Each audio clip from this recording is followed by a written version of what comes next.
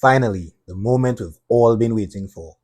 In this final part of our Siril Beginner's Guide, I'm going to show you the exact steps to transform your stacked images into stunning astrophotography that reveals hidden colors, faint nebulae, and incredible detail in the night sky.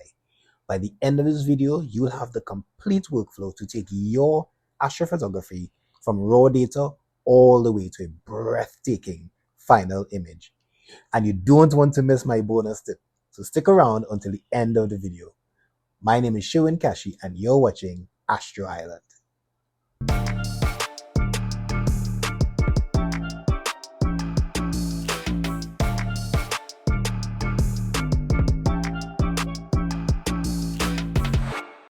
Now, before we begin, I want to give so much thanks to the Siril community. They have been giving me so much love and support and motivation into doing these videos. So thanks so much to the Siril community for giving me that support. I've had high increase in supporters since then, since I started doing my Siril series. Continue to like the videos, continue to subscribe to the channels, and of course, share with many others who are interested in learning this beautiful hobby of astronomy and astrophotography. So let's get started. Let's start playing and processing some images, shall we? Now, the first thing that we want to do is to open back the image that we stacked the last time. Now, actually, I captured a few more nights of that same image, the Carina Nebula. So there's going to be much more detail in this image versus the last time that we did. So what we do, remember, we go to open, we select where the image is stored. In my instance, I have it as Siril, Carina, and in this instance, I have it under YouTube. So let's open it there. And of course, we see black. And remember, we mentioned that it's because this is the image has not been stretched yet. So you will spend a night or a few nights capturing an image, and when you load it into Siril, you may see black. But don't worry about it. It's because the image has not been stretched. So just to get a visual representation as to how the image will look, we go to linear and we select auto stretch. See, and this will give you just a sample as to how the image would look. And of course, we see the image is quite beautiful.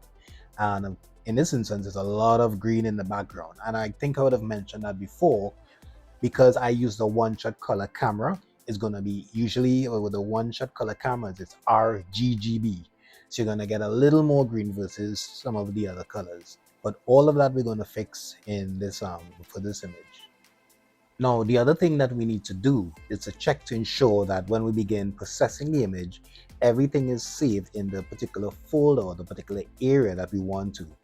And we do this again. As you can see right now, I have it under F Siril Carina YouTube. And just to confirm that that's the area that you want to have your image stored, we click on the home button and you can just basically select wherever you want the image to be stored, whether it be on the D drive or photos or wherever you want. You just basically select that location, and everything that you do while you're processing the image is going to be stored in that particular folder. So of course, in my instance, I have it as F Siril Carina YouTube. I'm comfortable with saving everything right there.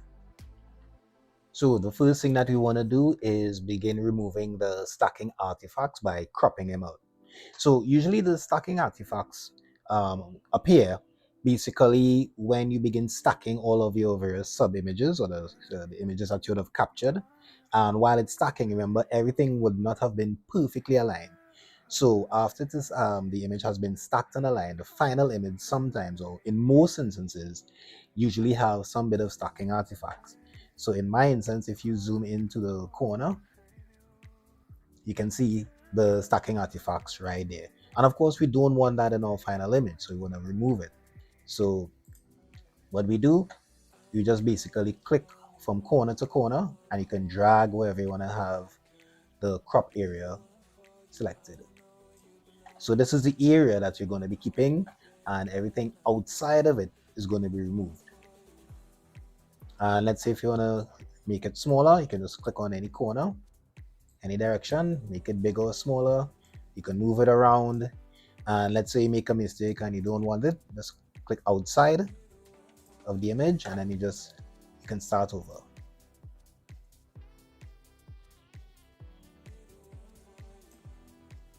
And the next thing we want to do now is to begin actually cropping it. So we right click and we select crop, and you have the option of also rotating and then cropping it. I don't need to rotate it. I'm comfortable with how the image looks, so we just select on crop. And there you have it. That area has now been removed. That area that has all of the stacking artifacts. So if we zoom in now, everything is nice and crisp and clean at every corner. See, so if we zoom in on any area, it's nice and clean. There are no stacking artifacts anymore. Now that we've removed the stacking artifacts, it's time to now do a background extraction, which basically means taking out some of the gradients in the image, such as light pollution and whatnot. Now, before we actually do that, remember this green that we have in the background here. We first need to unlink the image, the RGB basically. So in order to do that, we click on this little icon down below here. So we click on it, and now we've removed the green, but that's only temporarily because you're going to be using another tool afterwards to permanently remove the green. And as you can see, I don't have that much of a gradient. Sometimes you may have an image where he is really bright on one side and maybe dark on the other, or sometimes you may see maybe a slight circular banding. Usually background extraction takes care of that. So what we do, we go to scripts, Python scripts, processing, and we select automatic background extraction. Now, if you don't see this here, you go to the hamburger menu on the right hand side, you select preferences, you go all the way down to scripts, and you ensure that all of these are selected. At least that's my personal recommendation. I like to ensure that everything is selected before I begin using any of the various tools and scripts. I afterwards click on apply, and then you should be good to go. So we go back to scripts, Python scripts, processing, and automatic background extraction. So we click on it, and it's going to take maybe just a few seconds to launch, especially if you're doing it for the very first time. And so what it's going to do, as I mentioned, it's going to remove any gradients that you have in the image. So what I do now, I can add an exclusion area, which basically means any area that I don't want the background to be extracted. So I click on it, and I can now, with freehand, select the area that I don't want to have the background extracted. I'm just doing this, a little bit loosely for now, just for demonstration purposes. But of course, in your image, you can be as precise as precise as you want to be. The red area, of course, shows now that's the area that's not going to be affected. If you make a mistake, you can always just click on clear exclusion areas, and you can just basically start all over. Once you've selected the area that you want, you click on process. All right, and this is now going to take just a few seconds, and we'll be back. Once the gradient removal process is complete, you'll get that message down below here, and you can just click on close, and there you have it. The gradient has been removed. So let's take a look and see what happened if we click on the undo button to undo the process. Yeah, you can definitely see there was a bit of a gradient there. Let's redo it, and you can see the difference. Yeah, so the gradient has been removed, and it looks much better now. Now that we have removed the gradient from the image, it's time to relink the channels. And we do this by clicking on the icon that you see below here. So we click on it, and the green comes back, just as we mentioned before. And this time we want to remove it permanently. And we're going to do that using a tool called SPCC, or Spectrophotometric color calibration. So we're actually going to now calibrate the image Now, even before we do SPCC, in this instance, we also now need to do something called plate solving. And the reason why we're doing the plate solving is because earlier when we cropped the image, we may have cropped out some of the details or the embedded information that speaks about the image itself. Sort of like GPS for the image, or applying the GPS information for where it's located in the night sky. So in order to do the plate solve, we go to Tools, Astrometry, and we click on Image Plate Solver. You can either, you have the option of entering the catalog information, or you can, in some instances, you can even just type in the name of it, Karina, and it should pull up the information. I prefer to use the catalog information. And to me, in most instances, it's a little more accurate. See, so NGC 3372. And then there are other instances where you don't even need to enter anything at all, because the image would have already had that information embedded into it, especially if you use things like the ASIA or Nina or some of those other programs that apply the right ascension and declination information into your image already during the imaging process. So I'm just going to click on find. It found NGC 3372. It was also able to detect the focal length of my telescope and the pixel size of my camera. Alright, sometimes you can click on get metadata from image and it will pull the information. You can do that if you don't see anything populate here. Of course, before you actually perform the plate solve, double check with your telescope information as well as your camera information to ensure everything is correct. Otherwise, you may encounter an error. Everything else I usually leave at default. Yeah, nothing else, needs to be touched. And we click on OK. So we're going to begin plate solving. It's going to pull from the internet something called the Gaia catalog, and the image has now been plate solved. So that's part 1. Part 2, now we're going to do the SPCC, and this is where things are going to get really interesting. So we go to image processing, color calibration, and spectrophotometric color calibration. Now, if we did not plate solve, only color calibration would have been visible. But because we did the plate solve, it enabled both photometric and spectrophotometric color calibration. Both are used in some instances. Some people consider it a little bit obsolete. I would still say if you use spectrophotometric and it doesn't give you exactly what you need, maybe try photometric or even just plain old color calibration. So let's go ahead and select Spectrophotometric Color Calibration, or SPCC for short. So in the window, most items we leave at default. Average spiral galaxy.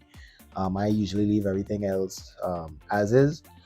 Now, because I used a narrowband filter, I now have to enable narrowband mode. If you did not, let's say you're filming or capturing the Pleiades or one of those other objects that does not require a narrowband filter, or you're using a plain old one-shot color camera with no narrowband filters, you can just select one-shot color. You also need to select the type of sensor that you're using for your camera. In my instance, is the ASI 294 MC Pro. So I selected IMX294, which is the sensor that it uses, the Sony IMX294. And because I enabled narrowband mode, so let me just disable it so you can see how it looks. So usually if you're not using narrowband mode, you can just select whatever filter that you use, Optolong L Pro or Optolong L Quad, Bada, Fringe Killer, or the IDAS LPS3, anyone that you used, you just basically select it here and you can continue. But in my instance, I have to select narrowband mode, and I also need to select the details of my filter, of the Optolong L Ultimate filter, which is the filter that I use to capture this image. So you can go to the website, the Optolong website, and punch in the information, the up to long L ultimate, and it's going to show you the information that you need here. Sometimes it's labeled as full width half maximum, or sometimes they actually tell you the wavelength and the nanometers of that particular filter. So I enter this information here. In this instance, it was a 3 nanometer filter. Everything else I leave at default. Background reference, I click on that here and I select automatic detection. All right, so in most instances, this works perfectly for me. And I just basically click on OK. This is going to take a little while, especially because it goes out onto the internet, pulls all the information, and then applies it onto the image. So I'm just going to click OK, let it run for a little while, and we'll be back shortly. So you'll know that the SPCC is complete when you get this graph, especially if you have plot fits enabled. And I have no idea what this graph means. From what I've looked at and read, once all of these dots are close on the line, I think you're more or less pretty good to go. So yeah, can close this off now. And yeah, with the SPCC, as mentioned, it uses the white point reference from based on whatever option that you select. Usually this is default. You can click on it and try out different options, and it tries to match the stars based on whatever option that you select. And of course, automatic detection in terms of the background, it looks for an area of the image with the background, and then try to calibrate the image. So yeah, so that's completed. SPCC is done. We click on close, and as you can see, the green is gone. So now it's gone permanently. So if we zoom in now, see, I think it looks pretty good. Now, what I have observed is that with my particular telescope, and it's the FRA 600 combined with a 0.7 focal reducer by ASCA itself, I've observed that, and let's zoom in so you can see, there's some bit of chromatic, what I would think is chromatic aberration. And let me know in the comments down below, is this chromatic aberration? Should the FRA 600 with a focal reducer have chromatic aberration to even begin with? So let me know in the comments down below what could be causing this, and if possible, how can I fix it? I'll really appreciate everyone's support on this one. So what I need to do, and the good thing about it is, even though there's chromatic aberration, there's a tool that recently came out. I can't remember the guy's name. I think it's Ricardo, called Aberration Remover. So now to remove it, we go to Scripts, Python Scripts, Processing, and we go to Aberration Remover. It's the first one in the option here. So Scripts, Python Scripts, Processing, Aberration Remover. We click on it. And again, if it's the first time that you're using it, it's going to launch. Take a little while to launch. And what you need to do, if you're using it for the first time, you need to download the model.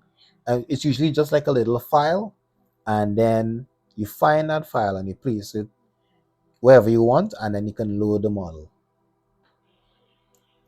All right, and of course, it's going to now find that file that you downloaded, and then you can begin using Aberrations Remover.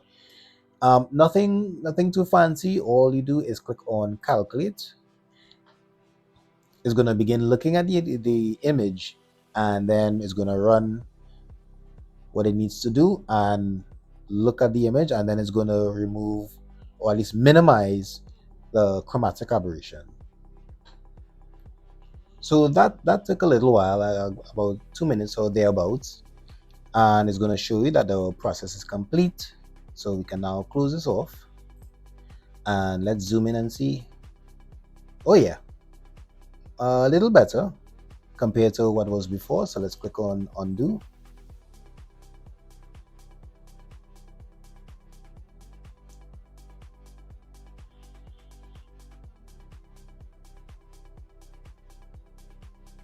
Let's take a look. click on redo, yeah, you're definitely seeing the difference. So let's undo again and then redo. Let's try a different area. Maybe let's find here. Yeah, so let's undo. Yeah, you can definitely see it on the edges, and if you redo, yeah, it minimizes quite significantly. Yeah, I'm satisfied with it. It works pretty well, at least for what we're doing today. And you can use this only if you have chromatic aberrations in your image, especially in the stars, obviously. And then what we want to do now is to sharpen up the image just a little bit and remove some of that blur, similar to how Blur Exterminator works in PixInsight.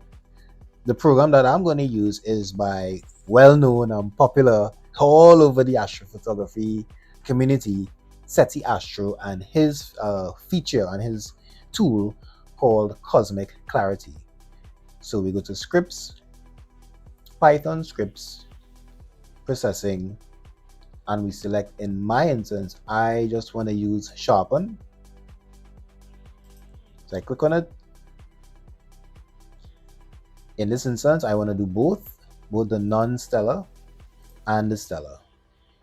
If you have, I think I would have mentioned CUDA enabled graphics card. If not, I'm going to put a link in the description down below for the video about using a CUDA enabled graphics card. So it's going to accelerate the process using GPU acceleration versus CPU acceleration. For now, I'm just going to leave everything at default.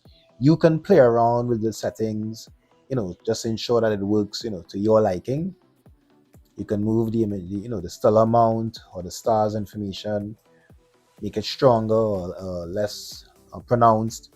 The non-stellar amount, you can do it higher or lower. Maybe let's put it up to 80. Then how strong it's going to be, how strong it's going to apply to the image. I think that's pretty good. I'm going to bring this down, at least for me, maybe 25. Bring this up to 80 and the strength about 2. And we click apply. Now you have to keep an eye on the right hand side just to ensure that the cosmic clarity is completed. There's no window here or no pop-up menu that shows you that it's complete. You just basically keep your eye on the right hand side and it says cosmic clarity sharpening complete. Okay, so we can now close this off. And the next thing that we want to do now, actually before we do that, let's sort of zoom in and you can see, yes, it did get much sharper than before. In my instance, yeah, I went maybe a little too heavy on the sharpening. See, because if you go back, see, it's not as pronounced in terms of how sharp it is. And that's why it's important when you're doing these steps, always, play around and see what works best for your image. I'm going to leave it so for now. And again, this is just for demonstration purposes. So now that we've gotten what I would consider sort of like the heavy lifting out of the way, we can now remove the stars from the image and begin working on the image directly. And once we're finished, we can now put the stars back into the image. So to remove the stars, we go to image processing, star processing, and we select StarNet. Now, of course, there are other programs out there that work with Siril in which you can remove stars. I think SETI Astro also has one that you can use. I personally like to continue using StarNet. It works so far much better for me. More or less everything will remain at default. Generate star mask. Yes, we're going to leave it as starless. And we just basically click on execute. And it's now going to remove the stars from the image and save it separately so you can work on it afterwards. So we click on execute. And again, keep an eye on the right hand side for when the star removal process is complete, because this is going to take a little while again, maybe about a minute or two. Of course, you can tell the process is complete by, of course, the stars have been removed. And on the right hand side, it says StarNet job complete. And you're probably wondering, well, where are my stars? Now, remember we spoke earlier about the working folder where everything will be stored. This is where it comes into play now. That same folder, F Cyril Karina YouTube, is where the starless image, which is this now, and as well the stars have been saved. So just to confirm, we click on open, and in that same working folder, we have the original, the starless image, which is the one behind, and the star mask, which is the stars. Right? So we're more or less good to go where that is concerned. And what you want to do now is sort of remove some of that noise in the image. Now, there isn't that much because I believe this was about 15 hours worth of data, about 12 to 15 hours. So it is noisy, but not that noisy compared to, let's say if I captured maybe just about 2 or 3 hours worth of data. So to remove some of this noise, again, we go back to SETI Astro, which I consider one of the best tools to use inside of Siril for noise removal. And of course, there are many others, but I personally prefer to use SETI Astro. So we go to scripts, Python scripts, processing, and we go to Cosmic Clarity denoise. Right, depending on the image that you have, you can select whether it's just a luminance that you want to do the denoising for, a full blast of cosmic clarity denoising, or maybe separate. All right, in my instance, I just want the full thing. Again, I'm going to be using GPU acceleration. I'm going to clear the input directory, which is basically where, while using SETI Astro, it creates a temporary image inside of the folder, inside of that SETI Astro folder. And then if you disable this, each time you run Cosmic Clarity, it's going to begin adding images inside of this. I prefer to have that removed directly afterwards. You can select your denoise strength, and again, play with the sliders, see which one works best for your image. If your image is really noisy, maybe you need to bump it up. Maybe if it's not that noisy, maybe if you have 20 or 25 or 50 or many more hours, you don't need that much denoising done. So I'm gonna leave it at 50, as the default. And I just click on apply. It's gonna take a little while, and again, ensure that if you have CUDA enabled, that you have use GPU. So it's gonna use much of the GPU and move much faster compared to using CPU acceleration. So we're gonna click on apply, and we'll be back shortly. And again, we know that Cosmic Clarity has been completed when it says Cosmic Clarity denoise complete. So we can now close this off, and if we zoom in, the image looks much smoother than before. So if we click the undo button, you can definitely see a bit of a difference.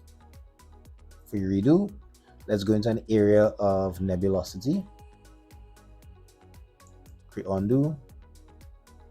Yeah, you can definitely see the difference. And redo. Yeah. All right, so the image has now been denoised. Okay, now it's time to get pretty interesting with the image. We are actually now going to take the image from a linear state in now to what we call a stretch state. As you mentioned before, everything more or less has been compressed together, and now we're going to stretch it out so we can actually bring out as much details as possible for the image. And keep in mind, this would have just been a visual representation. So remember, if we remove it, if we go back to linear, we're not going to see anything, or we're going to barely see anything at all.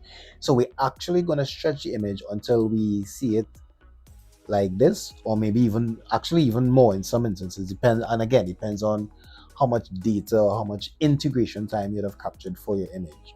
So let's get started. and let's begin stretching this image. Now, there are so many ways in which you can do stretches these days. There's generalized hyperbolic stretch. There is a usual stretch feature, and then now SETI Astro has made things so much easier, especially for us beginners, where you can just stretch your image immediately, doing very little work, and then afterwards you can maybe do some tweaking here and there. So first we're gonna disable the automatic stretch and we're gonna go back to linear. We're gonna go to script, Python scripts, processing, and the last one we're gonna select statistical stretch. So the statistical stretch tool comes up. He usually recommends, SETI Astro usually recommends, if you're using nebulae, usually the target median can be about 20 to 25. Definitely I prefer to use a linked stretch. You can normalize the image as well if you want, which scales the image data to use a full dynamic range from 0 to 1, which basically leaves no room on the table for any extra in terms of the histogram. So I prefer to use that. And you also have the option of applying curves adjustment, which just basically, apply maybe a little saturation or maybe a little contrast as well in that process. I'm not going to select it in this instance, but again, in your image, you can play around with it and see what you can do, because we are actually going to do a curves adjustment after.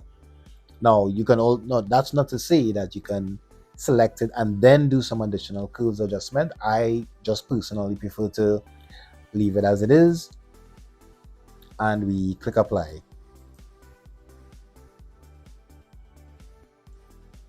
Awesome. So the image has now been permanently stretched, so we can close this off. See, and I think it looks pretty good. And again, this is just using the basic one click button or one feature available from SETI Astro.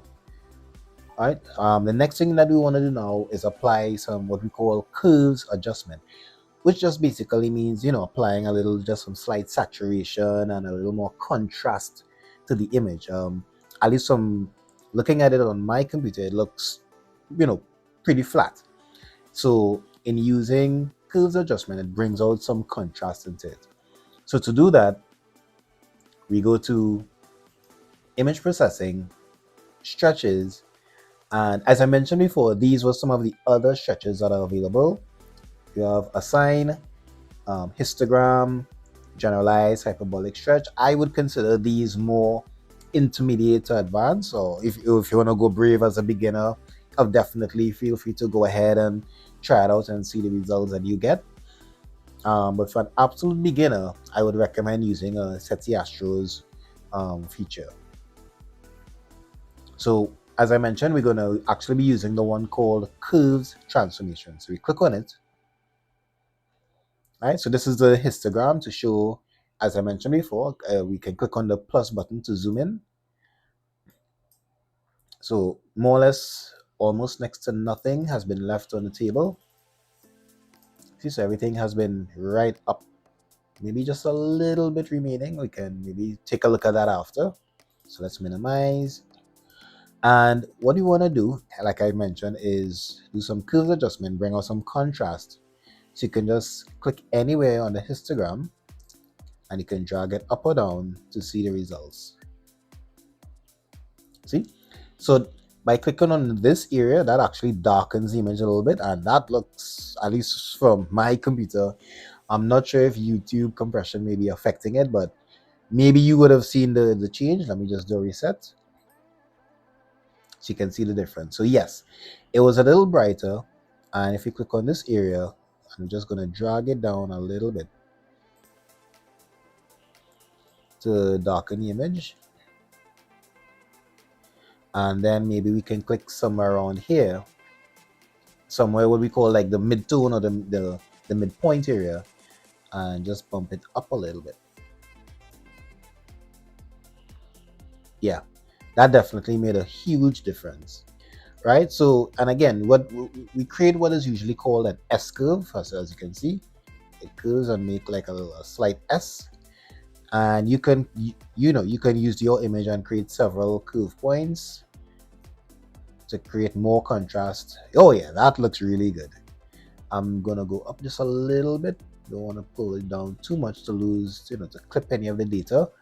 And this is what we're also going to be looking at, the clip percentage, to ensure we're not removing any data from the image, or what we call clipping the image. You always want to keep your eye on this when adjusting your curves, or using curves adjustment, and even any other stretches that you're doing. If you're doing it manually, you always want to keep your eye on to ensure that you're not clipping any valuable data.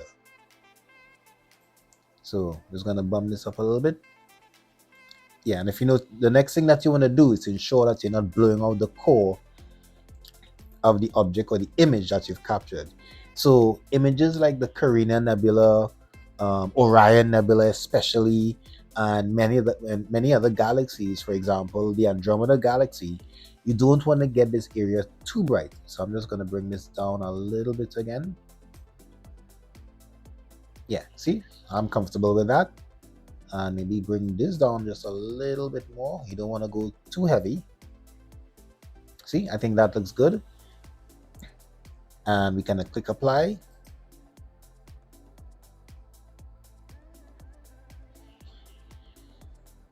And that curve has been applied. So now this is how the image would look moving forward. And I think it looks pretty good. Yeah, you're going to see, seeing a little bit more detail and structure and a contrast in the image.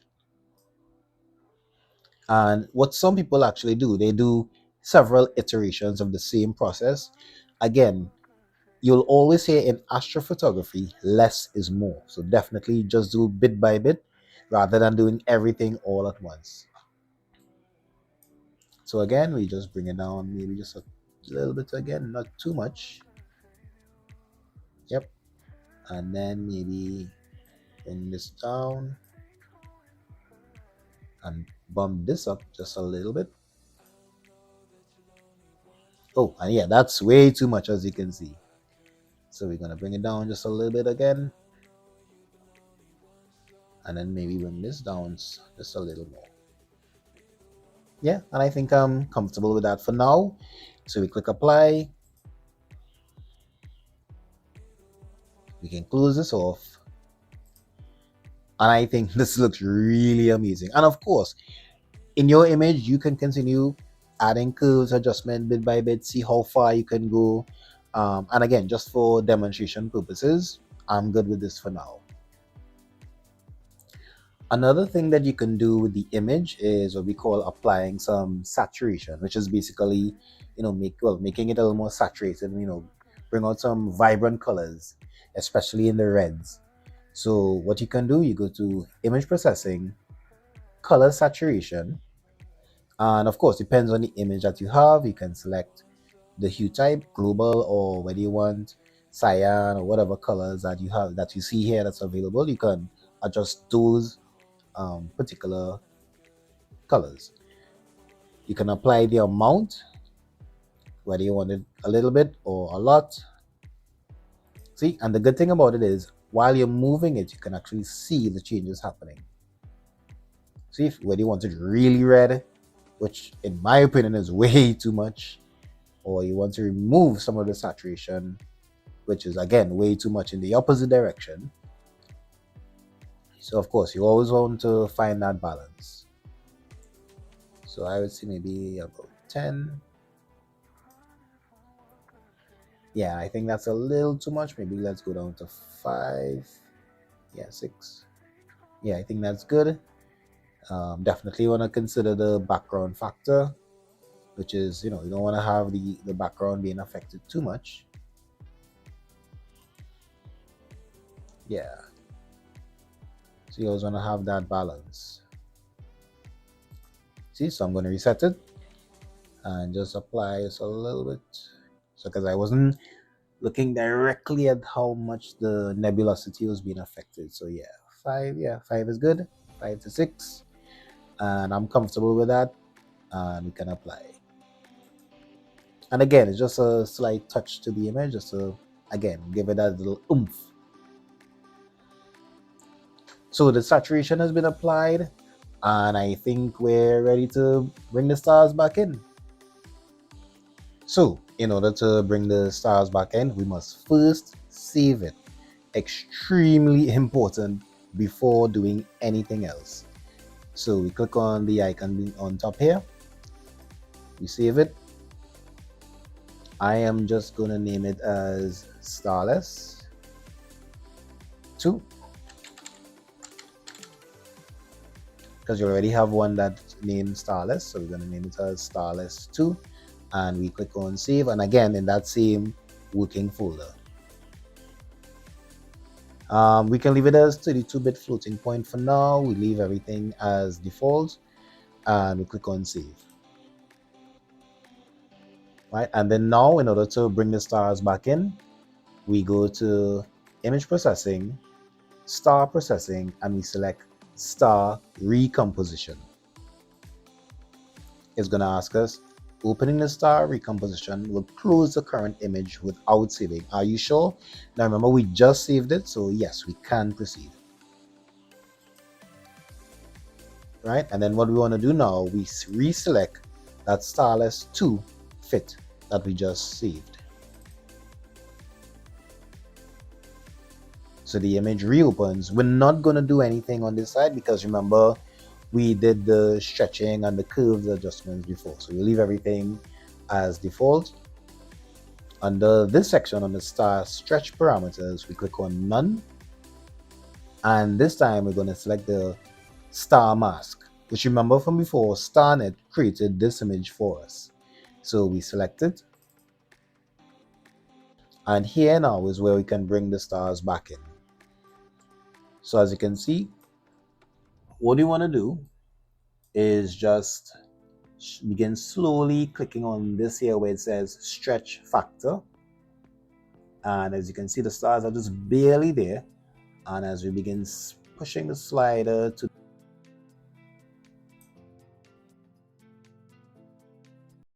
the stars are going to see. So as you move it up, as you begin stretching the stars, this edge. See? Now, this definitely is according to taste. Some people like just a little bit of stars in the image, and some people like a lot of stars in the image. So, for example, some people like to go all the way and have a lot of stars in the image. Of course, you have to be careful not to blow out the stars, especially if you have nice pinpoint stars. You don't want those stars looking bloated and ugly. So be very careful how you stretch your stars. I'm going to bring it down.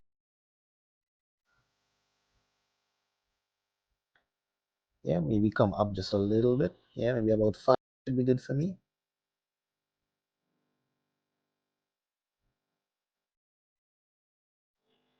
Yeah, let's bring it up a little more. And of course, you continue to monitor the image to see, how your stars are being brought back in. So let's go up a little more, maybe just up to 5.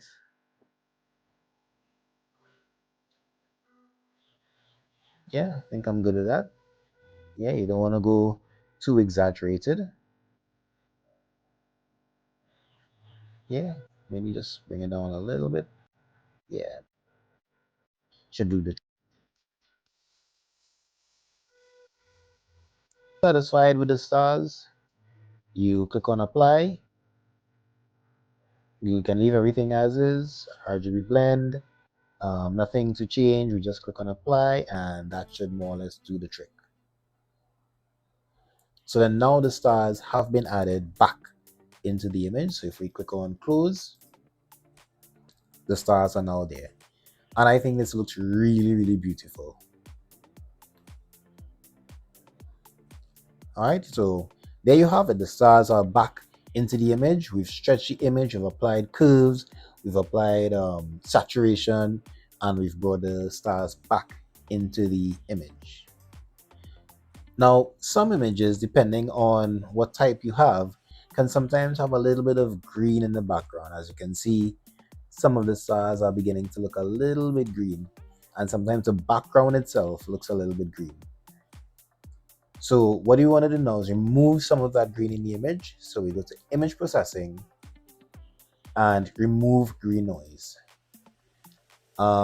Usually a full blast at 1 should be good, average neutral, preserve lightness. We leave more or less everything at the default and we click apply. And that should begin removing the green in the image.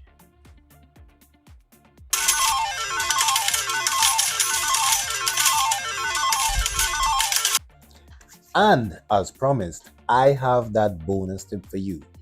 And this tip applies to those who, like me, would have captured narrowband images and they did not, some people they like to do a narrowband image and then they like to do an RGB image or to get the RGB stars. The great thing about it is now in Siril, you have that feature where you can do a narrowband image and convert it to RGB stars. How cool is that? And again, our good buddy Frank at SETI Astro would have provided that feature or that tool for us inside of Siril. So let's get started and let's try it out, shall we? So first, let's close off this image. Of course, we definitely want to save it. I'm just going to name it now as YouTube Complete. Right, and that's actually no. Let's name it as what it's actually named, NGC 2372. Yeah, that looks much more. That looks much more appealing for the name. Right, so we click on save. Again, we can leave it as a 32-bit floating point. We click on save, and we're good to go. And like I mentioned, what we want to know is convert the stars from a narrowband to RGB stars, which usually has some really nice different colors for the stars compared to the usual plain white stars, and maybe one or two little other colors in between. But with the RGB stars, of course, you get so many variations of colors of the stars available. So we go to open, and what you want to do is actually select the the star mask. So in other words, we're just selecting the stars only for now. We go to script, Python script, processing, and we select narrowband to RGB.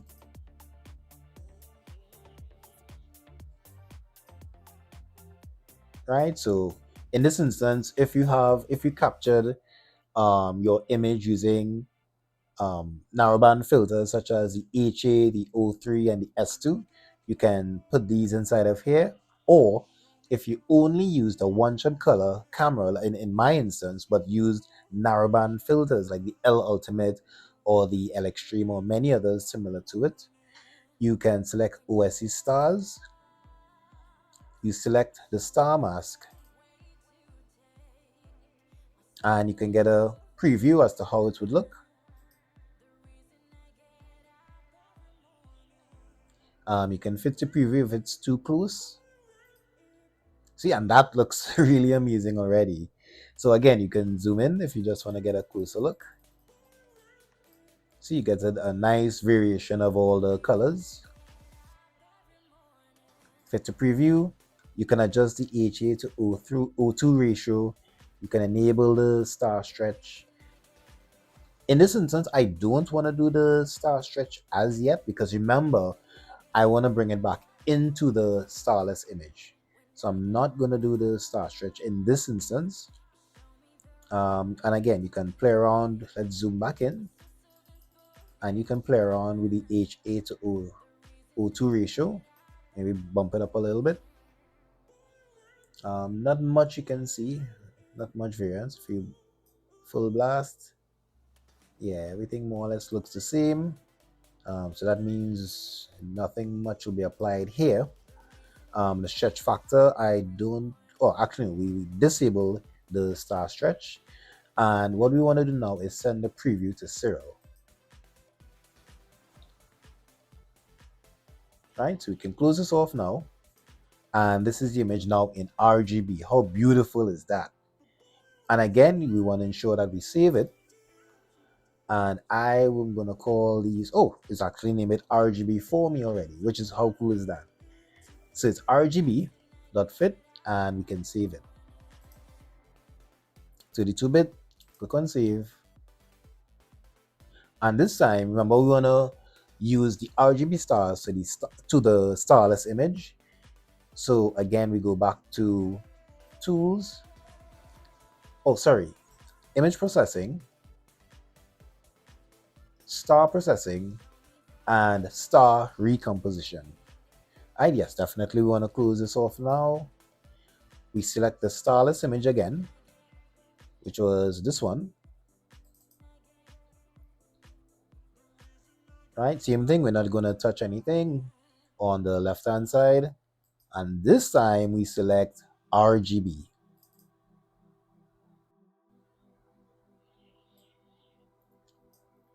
And again, in this instance, we don't want to stretch it. I think it looks good just the way it is. If you bring it further out, see, so leave it as is at its default, and we click apply.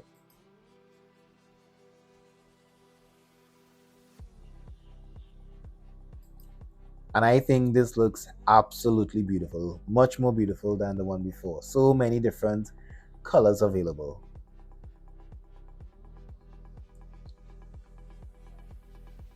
Right, so let me know what you think about this one now, about my bonus tip. Would you use narrowband to RGB if you have a narrowband image and you want to use those narrowband stars and just convert it to RGB? Or would you still prefer to capture RGB stars and then apply it to the narrowband image? Again, drop those comments down below. I want to see some activity happening for this video. Many thanks to the Siril community for giving me that love and support that motivated me to create these tutorials. And if this video helped you bring your astrophotography to life, make sure to hit that like button. It really helps the channel grow. And if you want more tutorials, tips, and step-by-step guides just like this, don't forget to subscribe and ring the notification bell so you never miss an upload. Thanks for watching, and remember, it's not the size of a telescope that counts, it's how you use it. Bye for now, everyone. Take care, and I'll see you soon at Astro Island.